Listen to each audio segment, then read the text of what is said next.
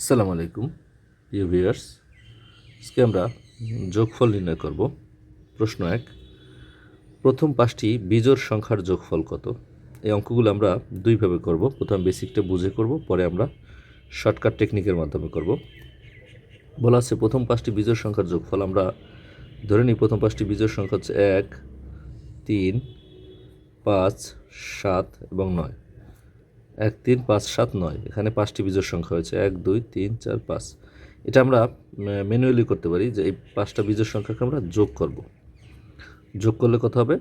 9 আর 7 16, 16 আর 5 21, 21 আর 3 24, 24 আর 1 25। আমরা এভাবে করতে পারি, কিন্তু এতে আমাদের অনেক সময় ব্যয় হবে।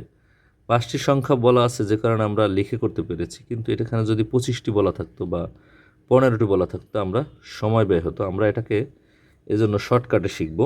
আমরা 5টি বিজোড় সংখ্যা বলা থাকলে আমরা শুধু 5-এর বর্গ করে দেব। 5-এর বর্গ করলে উত্তর হবে 25।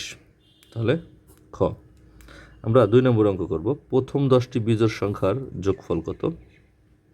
আমরা চাইলে 10টা বিজোড় সংখ্যা লিখে যোগ করতে পারি এই আগের মতোই, কিন্তু এতে আমাদের অনেক সময় ব্যয় হবে। আমরা শর্টকাট নিয়মে করব।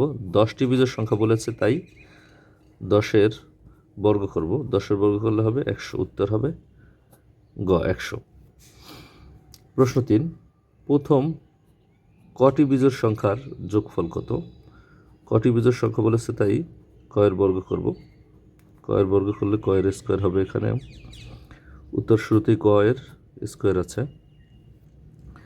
আমরা 4 নম্বর প্রশ্ন, প্রথম 20টি বিজোড় সংখ্যার যোগফল কত? এই প্রশ্নের উত্তর কত হবে আমরা কমেন্টে জানাবো, এবং ভিডিওটি ভালো লাগলে লাইক করবে এবং শেয়ার করব। ধন্যবাদ সবাইকে।